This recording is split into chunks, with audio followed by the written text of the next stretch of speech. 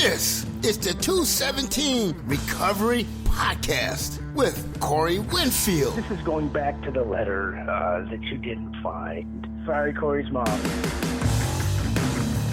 June 16th, 2020, 217 Recovery Podcast. My name is Corey Winfield. Thank you for listening.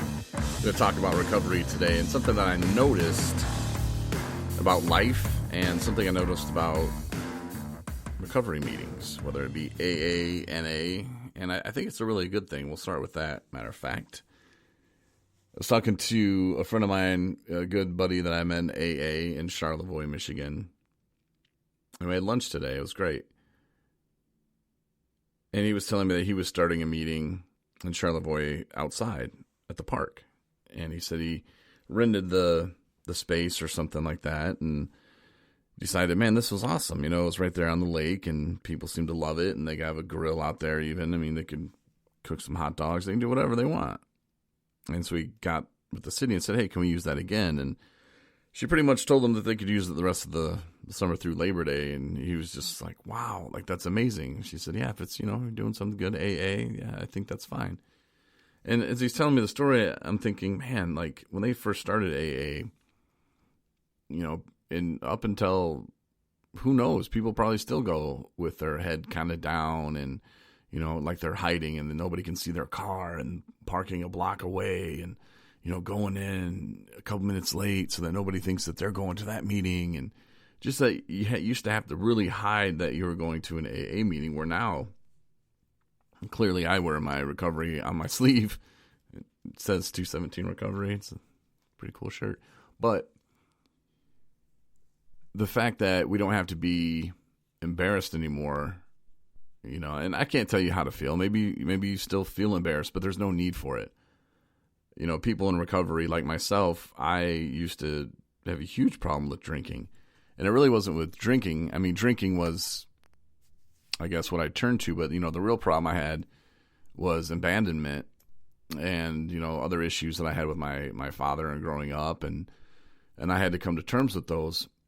But I would drink a lot, especially when I felt alone, and drinking would make me end up alone. And it was just a horrible cycle. And I didn't realize it, you know, until my kidneys shut down and my liver shut down. But it took what it took to get me now to live a great life. I was laying in bed this morning just thinking, I have a lot to be thankful for. I really, really do.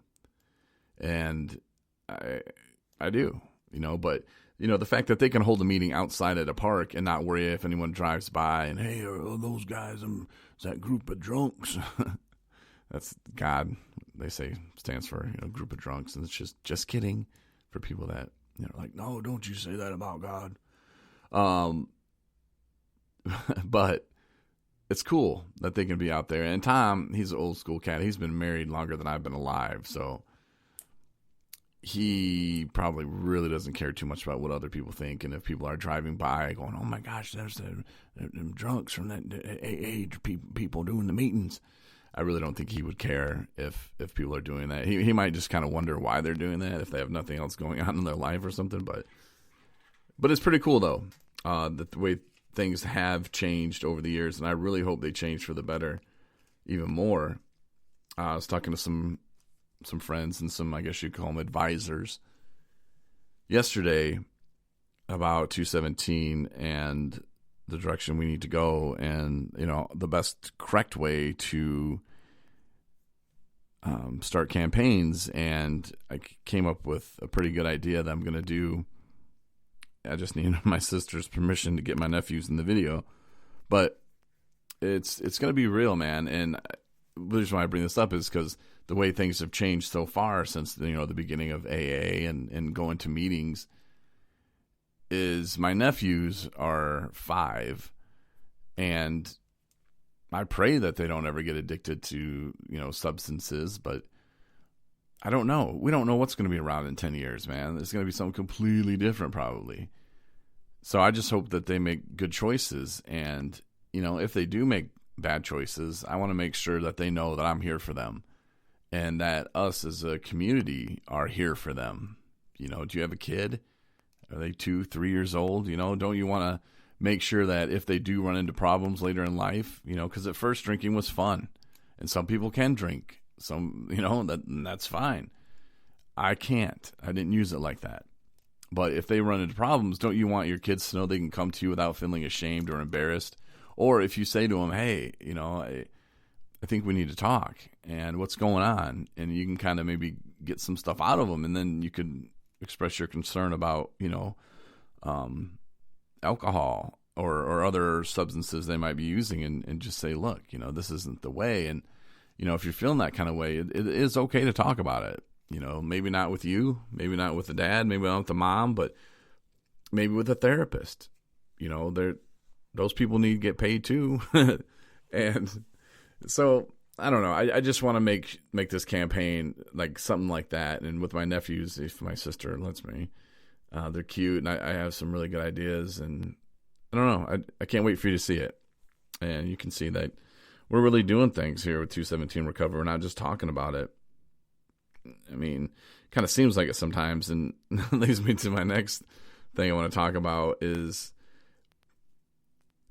I guess they're expectations, but there's some things that I wanted to have happen today, and it didn't happen like I wanted it to. It doesn't mean that it's bad. I mean, it's happening as it's supposed to, but I really wanted to get some things done today, and I didn't. And at first I was just mad, and I was frustrated. Not once until right now when I'm talking about it, I ever think of drinking, but I was just frustrated, and I had to understand, okay, why am I frustrated? Okay, well, I understand why I'm frustrated.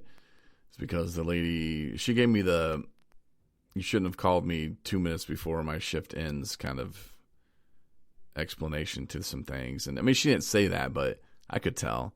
At first, when she got on the phone, she wanted to just kind of help me, and then she realized, oh man, this guy, I messed up this whole application thing I was supposed to send in, and I've been working on this thing since like last Thursday, like trying to get it fixed. And every time I call, they're like, "Oh, I'll do this," and I sent them everything they needed. So I thought, and then they're like, "Oh no, you need to add the line or 2 words," And I'm like, "Oh, are you kidding?"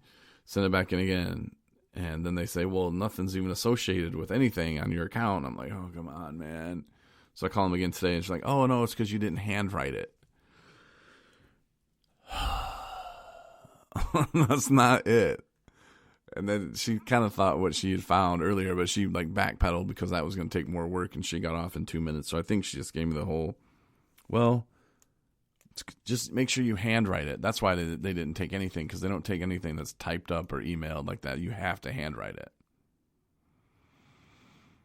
And then I said, well, what if I change the font to handwritten?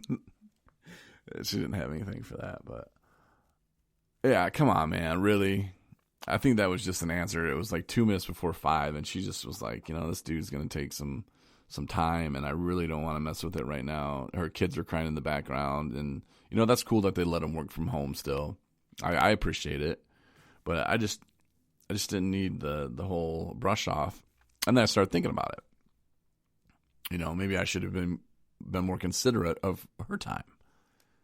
And what role did I have in all of this? Because we get so caught up in how we feel and our emotions, and especially our frustrations, and we can really want to take it out on somebody or just get pissed off, and that can change your attitude and make it just can ruin your whole night. It can ruin your whole day if you let it.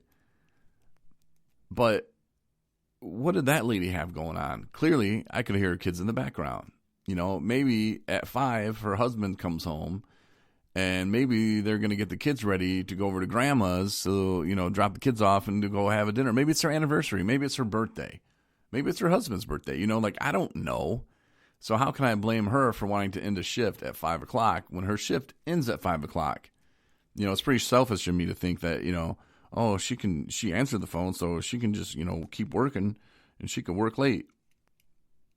That's very selfish of me to even think that, and the fact that I don't know what she had going on in her life, or, even if she didn't, she did have an expectation of working till 5 today, clearly, but I don't know. I just hope that maybe next time she'll just kind of tell the guy, and she did kind of earlier in the conversation tell me, oh, this is something that might have to wait till tomorrow, but I wish she would have just kind of said, can you follow up tomorrow? And it's probably because it's recorded too. And if their boss heard her say, which I would have loved to hear her say, look, I get off in 2 minutes. This is going to take way longer than that. Can you call again tomorrow? Now, now I'm thinking about it, the way I would have handled that would have been like, yeah, yep, no problem, thank you. Instead of, give me the whole, well, you're going to have to handwrite it and then wait a week. And no, I'm not going to have to do any of that. But how would my mom, how would she have reacted to it? How would you have reacted to it? Would you be like, don't tell me that. Don't tell me you got 2 minutes and then this is going to take more time than that. I just called, Either way, I guess it's no win for her. But for me, I came to terms with it pretty quickly when I realized, I'll call tomorrow. There you go. And immediately I felt better. I wasn't frustrated or stressing. I just kind of shrugged my shoulders and think, all right, well, that's what I can do about it right now. Nothing. So what can I do to enjoy the rest of my day? And then I thought, why not do a little podcast? So I jumped on here to do a podcast and talk about Tom and meetings in the park and how AA has changed and how you have to put yourself in another person's shoes sometimes. And that'll, well, at least in my case, help alleviate any frustration, why did she tell me that? Well, who knows why, but she did, and it is what it is. I'm not saying that you have to do that in all situations. You got to stand up for yourself at some time, but like in this situation, easy to let it go. A friend of mine yesterday, I don't know, man. This is another one of those. If you read my blog yesterday, it was a lot about what I'm about to talk about right now. So if you want, you can pause this. Go to 217recovery.com. I think it's called 217recovery.com/Mondays. But it's my blog. And go ahead and read that and then resume listening. Okay, hopefully you read it. So, yeah, a friend of mine was supposed to get some kind of job. And last thing I knew, she took it. And then she tells me, no, she didn't. And she's just all negative on Facebook about, this and that. And I'm tired of life kind of stuff. And I don't know. Like, there's only so much you can try, man, before you have to just shake yourself. You have to hit that point where you have to come to a realization of why do you keep living like this. I understand, being in active addiction's tough. Trust me, I was there. It's horrible. Hated every minute of it. And I don't know why I kept going back. But you got to come to a point where you just have to lay it down. Come to a decision of just change your life. Switching from alcohol to pot didn't work for me. I couldn't do it. Led me back to drinking every time. If someone who's doing heroin and they're going to smoke pot now, I don't know. I've yet to meet a person that it worked with. I'm not bashing pot. I'm just saying, for me, and I don't know anybody who it's worked with or for. So it's just me. And if it does help you, cool, man. I hope it keeps going like that for you, and hope it doesn't lead you astray. But anything that can lead you back to drugs, like especially your drug of choice, is bad. And the other drugs, if you're like, well, I'm not doing heroin anymore, I'm just smoking pot, and sometimes I drink on the weekends. Well, keep that up. Let me know how that works out. Because especially when you're drinking, you're not in your right mind. Another friend you can ask, he'll tell you about that too. Thought he was going to drink, and next thing you know, boom, right back on it. So it's a slippery slope, and for me, it's not worth it. So if you haven't tried ever just stopping all drugs, maybe you should try it. I'm talking about pot, everything. At least for a year, quit. Just stop. Think, oh, Corey, what am I going to do? I'm going to be depressed. You will be. That's how your brain works. You're going to be depressed because you're going to want that drug. That's where you go see your doctor. And I'm not talking about crazy drugs. You don't have to be on crazy person drugs, and there's nothing wrong with being crazy either. And there's